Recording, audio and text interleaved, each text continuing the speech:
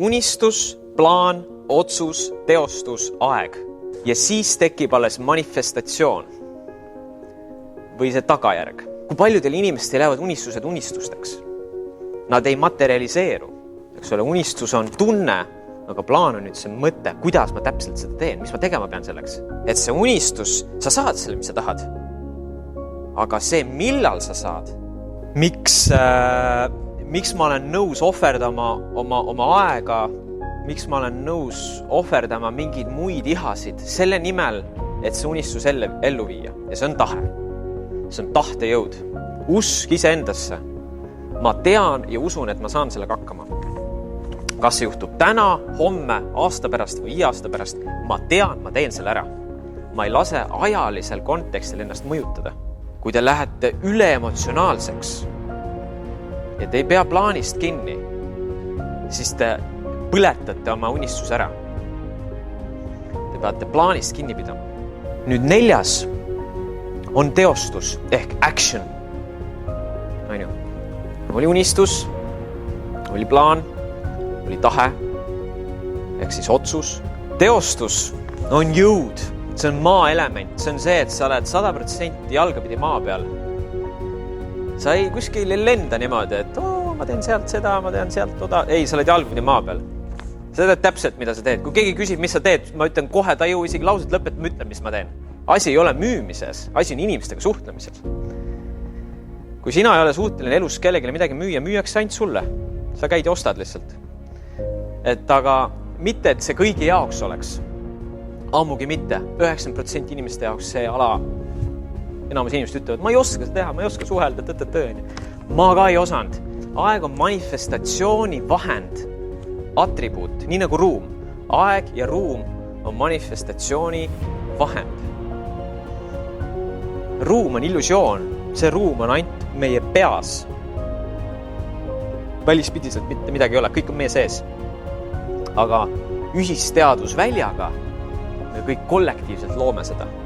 See on mitte teadvel loomine, aga mitte teadvel ei tähenda negatiivselt alati. Mitte teadvel on see lihtsalt, et teadlikult ei tea, et ta loob, aga ta loob väga hästi.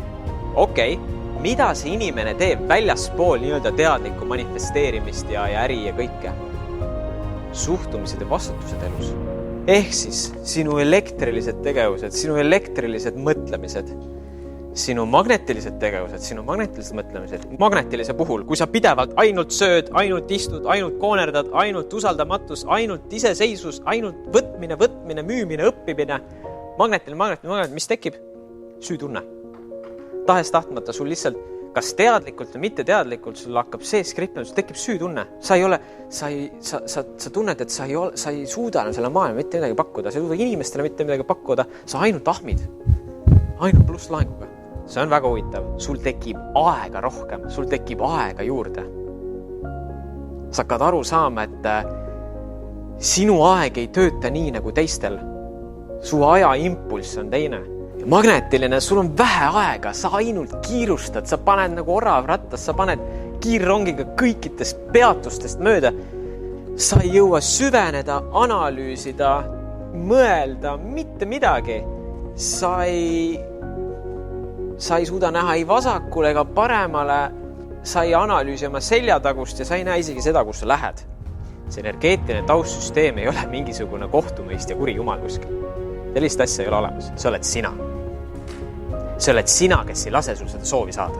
Anomaaliad, ütleme siis niimoodi, et sellesse loomisse tekib sisse anomaaliaid, kus mina tegelikult, ei peaks sellise tegevusest vastutama, aga kuna ma selles situatsioonis olen, siis nüüd on nagu minu roll näidata seda, et kui meisterlikult ma selle situatsiooni neutraliseerin või ära lahendan. Mind pannakse proovile, nii, näita sinu etteaste nüüd, kui meisterlikult sa selle negatiivse situatsiooni positiivseks lahendad. See on puhas kasvulava, ega elu ongi kasvulava. Ei ole ju nii, et kõigepealt on eluteooria, nii, nüüd hakkab päris elu. Ei, kohe, kõik jutud, kõik koolist on ju, nii kui vanemate juures saad ära, siis hakkab reaalne elu pihta, sa hakkad nägema neid probleeme, mis võivad kõik juhtuda. Oletame, ma toon näite. Sul on tervis on pekkis, on ju, sul, ma ei tea, tui, mis iganes, mingi avastati kuskil mingi asi, eks ole, hakkab midagi kuskil kasvama, mingi kamm hakkab pihta. Sinu hinge soov ei saa olla mingi materiaalne, mingi luksusasi. Sul on tervis pekkis, inimene.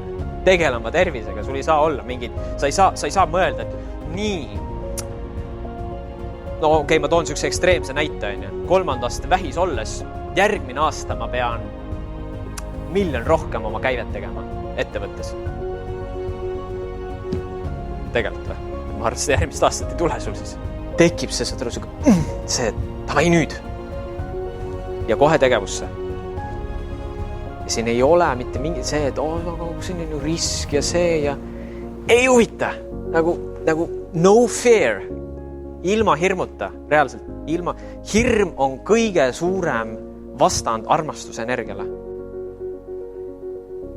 Hirm ebaõnnestumises, hirm olla ebatäiuslik, hirm mitte saada hakkama, hirm. Ja meid on sellesse sisse süstitud läbi vanemate, läbi põlvkondade, läbi selle surutise, läbi selle kogu ühiskonna mudeli. Meist nii-öelda sellest meie rahvast on üle sõitnud sakslased, venelased, rootslased on ju kõik see ainult surunud, hirm, surutis. Elu on raske, elu peab töö, tee tööd, siis tuleb armastus.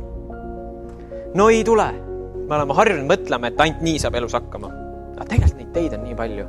Ja keegi ei saa sulle öelda, et vot nii tuleb teha. Aga võib-olla ma teen hoopis teistmoodi, ma lähen hoopis teise nurga alt. Ei, manifesteerimised hakkavad väikestest asjadest pihta igapäevaelus. Ma lähen restorani. Mul on menüü. Ma vaatan, sellised toidud.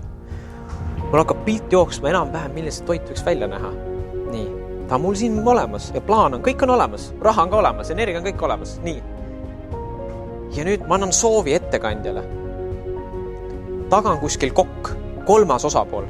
on kolmas osapool.